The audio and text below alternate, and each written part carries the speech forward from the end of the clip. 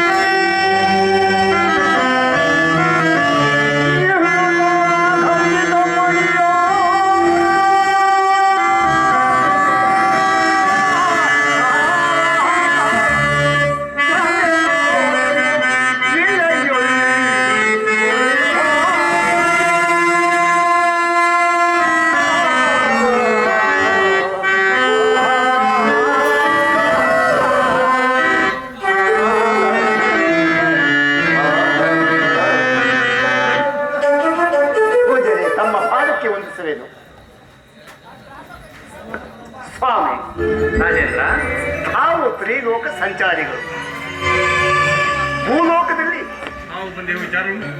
ಭೂಲೋಕದಲ್ಲಿ ಯಾವುದಾದರೂ ಒಂದು ಹೊಸ ವಿಚಾರವನ್ನು ಹೇಳ್ತೀರೆಂದು ಬೇಡಿಕೊಳ್ಳುವೆನು ಪರಮಾತ್ಮ. ರಾಜೇಂದ್ರ, ಪರಮಾತ್ಮ ಕೇಳು. ಹಾಗೂ ಒಂದು ಸ್ವಾಮಿ, ನಮ್ಮ ರಾಜ್ಯದಲ್ಲಿ ಪ್ರಜೆಗಳೆಲ್ಲರೂ ಸಂತುಷ್ಟಭರಿತರಾಗಿರುವರು.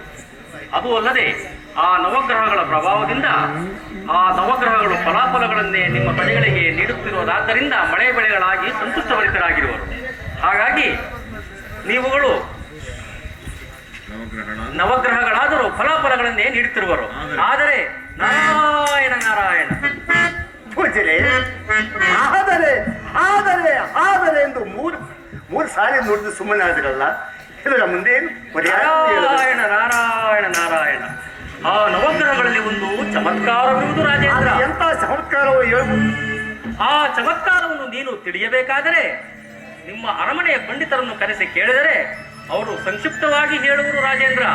ಆಗುವುದು ಪೂಜೆ, ನಮ್ಮ ಪಾದಕ್ಕೆ ವಂದಿಸಬೇಕು. ರಾಜೇಂದ್ರ, ನಿನಗೆ ಮಂಗಲವಾಗಲಿ. ರಾಜೇಂದ್ರ, ನಾನಿನ್ನು ಬರುವೆನು.